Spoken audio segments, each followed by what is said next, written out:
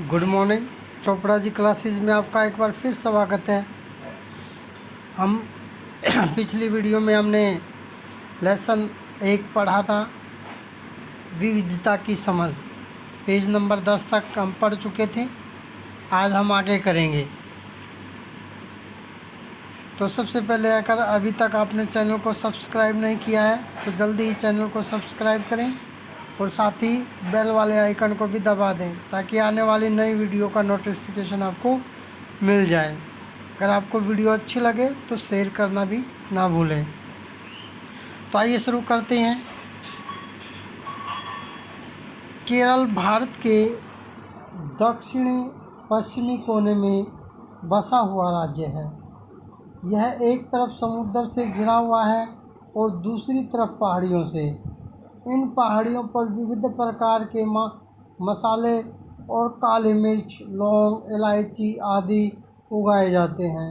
इन मसालों के कारण यह क्षेत्र व्यापारियों के लिए बहुत ही आकर्षक बना।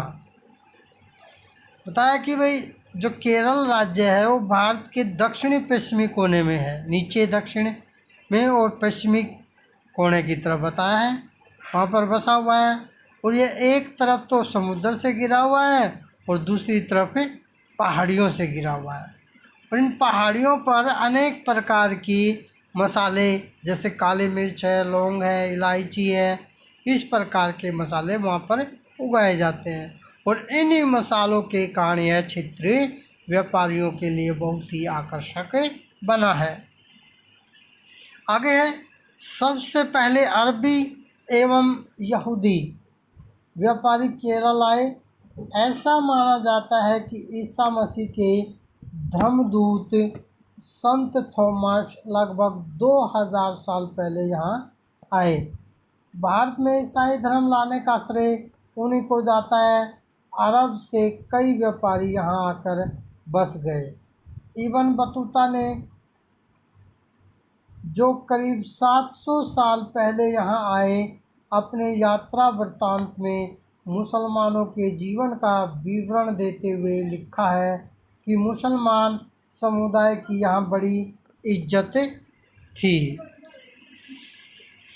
कि भाई उसने बताया है कि सबसे पहले अरबी और यहूदी व्यापारी यहाँ केरल में आए थे। ऐसा माना जाता है कि ईसा मसीह के जो धर्मदूत हैं संत थॉमस लगभग 2000 साल पहले यहाँ आए थे और भारत में ईसाई धर्म लाने का जो श्रेय है वो भी उन्हीं को जाता है। अरब से कई व्यापारी यहाँ आकर बस गए, जैसे इब्न बतूता है, उन्होंने करीब 700 साल पहले यहाँ आए थे और उन्होंने अपनी यात्रा वृत्तांत में मुसलमानों के जीवन का विवरण देते हुए लिखा भी है कि मुसलमान समुदाय की यहाँ बड़ी इज्जत थी।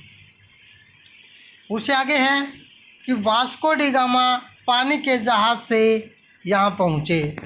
तो पुर्तगालियों ने यूरोप से भारत तक का समुद्री रास्ता जाना। तो वास्को डी गामा थे जो पानी के जहाज़ से यहाँ पर पहुँचे थे और पुर्तगाली उन्होंने यूरोप से भारत तक आने का जो समुद्री रास्ता था वो जान लिया था। इन सभी ऐतिहासिक प्रभाव के कारण केरल के लोग विभिन्न धर्मों का पालन करते हैं, जिनमें यहूदी, इस्लाम, ईसाई, हिंदू और बौद्ध धर्म शामिल हैं। कि भाई इन सभी जो ऐतिहासिक प्रभाव हैं उनके कारण केरल के लोग विभिन्न धर्मों का पालन करते हैं, जिनमें जैसे यहूदी धर्म है, इस्लाम है, ईसाई है, हिंदू है और बौद्ध धर्म है। ये सारे धर्म शामिल हैं। आगे है कि चीन के व्यापारी भी केरल आए।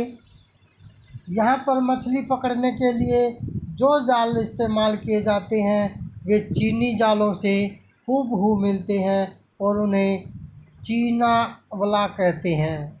तलने के लिए लोग जो बर्तन इस्तेमाल करते हैं उसे चीना चट्टी कहते हैं। इसमें चीन शब्द इस बात की ओर इशारा करता है कि उसकी उत्पत्ति कहाँ हुई होगी। केरल की उपजाऊ ज़मीन और जलवायु चावल की खेती के लिए बहुत उपयुक्त है और वहाँ के अधिकतर लोग मछली, सब्जी और चावल खाते हैं। इसमें बताया कि भाई चीन के जो व्यापारी हैं वो भी केरल आए। यहाँ पर मछली पकड़ने के लिए जो जाल का इस्तेमाल करते थे वे भी चीनी जालों से हूबहू मिलते थे, ऐसे ही थे जैसे चीनी जाल होते थे, और उन्हें चीनी वाला कहते थे। उन जालों को चीनी वाला कहा जाता था। तलने के लिए लोग जो बर्तन इस्तेमाल, मछली तलने के लिए, पकाने के लिए जो बर्तन इस्तेमाल करते थे उसे चीना चट्टी कहते हैं। इसमें चीन शब्द इस बात की ओर इशारा करता है कि उसकी उत्पत्ति कहाँ हुई होगी। और जो केरल की जो उपजाऊ ज़मीन है और जलवायु चावल की खेती के लिए बहुत ही उपयुक्त मानी जाती है, अच्छी मानी जाती है, और वहाँ के अधिकतर लोग मछली, सब्जी और चावल ही खाते हैं। नेक्स्ट पेज पे चलते हैं। जहाँ केरल और लद्दाख की भौगोलिक स्थितियाँ एक दूसरे से बिल्कुल अलग हैं, वहीं हम भी देखते हैं कि दोनों क्षेत्रों के इतिहास में एक ही प्रकार के सांस्कृतिक प्रभाव हैं। दोनों ही क्षेत्रों को चीन और अरब से आने वाले व्यापारियों ने प्रभावित किया। जहाँ केरल की भौगोलिक स्थिति ने मसालों की खेती संभव बनाई, वहीं लद्दाख की विशेष भौगोलिक स्थिति और ऊन ने व्यापारियों को अपनी ओर खींचा। इस तरह पता चलता है कि किसी भी क्षेत्र के सांस्कृतिक जीवन और उसके इतिहास और भूगोल से प्राय गहरा रिश्ता होता है। कि भाई जहाँ केरल और लद्दाख की जो भौगोलिक स्थिति है वो एक दूसरे से बिल्कुल अलग है। केरल की अलग है, लद्दाख की अलग है। वहीं हम एक चीज़ और देखते हैं कि दोनों क्षेत्रों का जो इतिहास है उसमें एक ही प्रकार के सांस्कृतिक प्रभाव हैं। भाई दोनों ही क्षेत्रों को चीन और अरब से आने वाले व्यापारियों ने ही प्रभावित किया है। और जहाँ केरल की जो भौगोलिक स्थिति ने मसालों की खेती संभव बनाई, वहीं लद्दाख की विशेष भौगोलिक स्थिति और ऊन ने व्यापारियों को अपनी ओर खींचा है। लद्दाख में ऊन के व्यापारी हैं और केरल में मसाले के व्यापारी हैं। और फिर कहता है कि इस तरह पता चलता है कि किसी भी क्षेत्र के सांस्कृतिक जीवन का उसके इतिहास और भूगोल से प्राय गहरा रिश्ता होता है। नेक्स्ट चलते हैं। विविध संस्कृतियों का प्रभाव केवल बीते हुए कल की बात नहीं है। हमारे वर्तमान जीवन का आधार ही काम के लिए एक जगह से दूसरी जगह जाना है। हर एक कदम के साथ हमारे सांस्कृतिक रीति रिवाज और जीने का तरीका धीरे धीरे उस नए क्षेत्र का हिस्सा बन जाते हैं जहां हम पहुंचते हैं। ठीक इसी तरह अपने पड़ोस में हम अलग अलग समुदाय के लोगों के साथ रहते हैं। अपने रोज़मर्रा के जीवन में हम मिलजुल कर काम करते हैं और एक दूसरे के रीति रिवाज और परंपराओं में घुल मिल जाते हैं। कि भाई विविध संस्कृति, विभिन्न प्रकार की जो संस्कृतियाँ हैं उनका प्रभाव केवल बीते हुए कल की बात नहीं है। हमारा जो वर्तमान जीवन है उसका आधार ही काम के लिए एक जगह से दूसरी जगह जाना है। हर एक कदम के साथ हमारे सांस्कृतिक जो रीति रिवाज हैं और जीने का जो तरीका है वो धीरे धीरे उस नए क्षेत्र का हिस्सा बन जाते हैं। और जहाँ हम जाते हैं पहुँचते हैं, ठीक इसी तरह अपने पड़ोस में, आसपास में हम अलग अलग समुदाय के जो लोग हैं वो एक साथ रहते हैं। अपने रोज़मर्रा का जो जीवन है, प्रतिदिन का जो जीवन है, हम मिलजुल कर काम करते हैं और एक दूसरे के जो रीति रिवाज हैं उन और परंपराएं हैं उसमें घुल मिल जाते हैं। विविधता में एकता। भारत की विविधता या अनेकता को उसकी ताकत का स्रोत माना गया है। जब अंग्रेज़ों का भारत पर राज था तो विभिन्न धर्म, भाषा और क्षेत्र की महिलाओं और पुरुषों ने अंग्रेज़ों के खिलाफ मिलकर लड़ाई लड़ी थी। भारत के स्वतंत्रता संग्राम में अलग अलग परिवेशों के लोग शामिल थे। उन्होंने एकजुट होकर आंदोलन किया, इकट्ठे जेल गए और अंग्रेज़ों का अलग अलग तरीक़ों से विरोध किया। अंग्रेज़ों ने सोचा था कि वे भारत के लोगों में फूट डाल सकते हैं क्योंकि उनमें काफ़ी विविधताएं हैं और इस तरह उनका राज चलता रहेगा। मगर लोगों ने दिखला दिया कि वे एक दूसरे से चाहे कितने भी हों, अंग्रेज़ों के खिलाफ़ लड़ी जाने वाली लड़ाई में वे सब एक थे। तो बताया कि भाई विविधता में एकता की बात है, अलग अलग होने के बाद भी हम एक हैं। भारत की विविधता या अनेकता जो है उसकी ताकत का स्रोत माना जाता है।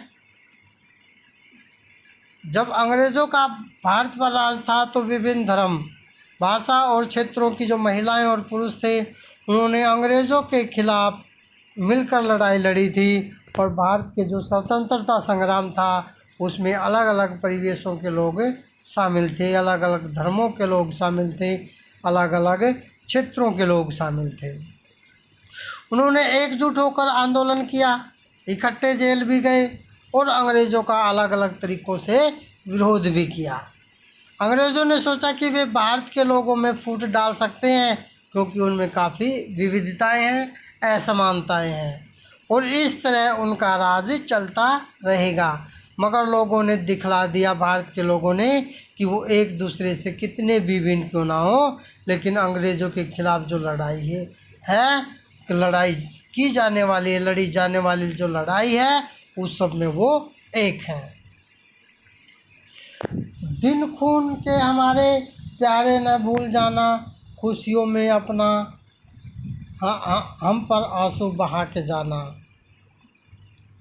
ये कहता है कि भाई दिन खून के हमारे प्यारे भूल न जाना। दिल खून के मतलब हमने जो लड़ाई लड़ी अंग्रेज़ों के खिलाफ़, जो खून बहा है उसको तुम भूल न जाना प्यारे, खुशियों में अपनी। जब तुम खुश हो, तुम्हें किसी प्रकार का दुख न हो, अपनी खुशी में इतने खुश मत हो जाना, इतने मस्त न हो जाना कि हमारे आंसुओं को, जो बहाए गए आंसू हैं उनको भूल जाओ। तो उन आंसुओं के आंसू बहा के जाना कि भाई उन खुशियों में हम पर भी आंसू बहा के जाना, हमें भी याद रखना। सयाद ने हमारे चुन चुन के फूल तोड़े, वीरान इस चमन में कोई गुल खिला के जाना, दिन खून के हमारे प्यारे न भूल जाना। सयाद के हमारे चुन चुन के फूल तोड़े, यानी कि सयाद के जो फूल हैं चुन चुन के तोड़े, और वीरान इस चमन में, जो चमन है जो वीरान पड़ा है, सूना पड़ा है, इसको कोई गुल खिला के जाना, बातें करना, हमें याद रखना और दिन खून के हमारे भूल न जाना। मोती खा के सोए जलिया बाग में हम, सूनी पड़ी कब्र पर दिया जला के जाना, दिन खून के हमारे प्यारे न भूल जाना। कि भाई गोली खा के सोए जलिया बाग में हम, कहने लगा कि हमने गोलियां खाई हैं, गोलियां खा खा के जलिया वाले बाग में हम हमेशा के लिए सो गए हैं। सूनी पड़ी कब्र पर, जो हमारी सूनी कब्र पड़ी हुई है, सूनी है, दिया जला के वो हमारी कब्र पर है, दिया तुम जला करके जाना, हमारी जो बहादुरी है, हमारी जो बलिदान का जो खून है, उस खून को तुम भूल न जाना। हिंदू ओ मुसलमानों की होती है आज होली, बहते हैं एक रंग में दामन भिगो के जाना, दिन खून के हमारे प्यारे न भूल जाना। कि ओ हिंदू और मुसलमान की होती है आज होली, बहते हैं एक रंग में दामन भिगो के जाना। कहता है हिंदू और मुसलमानों की आज होली होती है, यानी कि इस दिन कहते हैं कि भाई जो बहादुरी जो दिखाई थी लोगों ने, गोलियां, अंग्रेज़ों की गोलियां खा करके हमेशा के लिए सो गए थे, वो हिंदू और मुसलमानों की एक होली थी। बहते हैं एक रंग में और दोनों का एक ही रंग है, और उन्होंने अपने खून को बहा दिया, बलिदान कर दिया, दामन भिगो के जाना। कहते कि एक ही रंग में हम दोनों का दामन भिगो के जाना, दिन खून के हमारे प्यारे न भूल जाना। कुछ जेल में पड़े हैं, कुछ कब्र में पड़े गड़े हैं, 2 बूंद आंसू उन पर प्यारे बहा के जाना, दिन खून के हमारे प्यारे न भूल जाना। कि कुछ जेल में पड़े हैं और कुछ कब्र में गड़े, कुछ तो शहीद हो गए, कुछ लोगों को बंदी बना लिया गया, 2 बूंद आंसू उन पर, यानी कहता है कि उनको याद करके, उनकी याद में आंसू उन पर प्यारे बहा के जाना, उनको भी याद करके जाना, दिन खून के हमारे कि प्यारे भूल न जाना। नेक्स्ट चलते हैं। ये शहादत का गीत था, इसको हम याद भी कर सकते हैं, और 15 अगस्त 26 जनवरी या और कोई अच्छा मतलब कि राष्ट्रीय त्यौहार हो उस पर हम सुना भी सकते हैं, गा सकते हैं। नेक्स्ट चलते हैं। यह गीत अमृतसर में हुए जलियांवाला बाग हत्याकांड के बाद गाया जाता था। इस हत्याकांड में एक ब्रिटिश जनरल ने उन शांति प्रिय निहत्थे लोगों पर खुलेआम गोलियां चलवा दी थी जो बाग में इकट्ठे होकर सभा कर रहे थे। महिला, पुरुष, हिंदू, मुसलमान और सिख, कितने लोग मारे गए थे। जो लोग अंग्रेज़ों की पक्षपातपूर्ण नीति का विरोध करने के लिए जमा हुए थे, उसमें से बहुत से लोगों की जानें गई और उससे भी ज़्यादा घायल हुए। यह गीत उन्हीं शहीदों की याद में गाया गया था। कि वे जो ये गीत है, ये अमृतसर में जो जलियांवाला बाग हत्याकांड हुआ था उसके बाद गाया जाता है।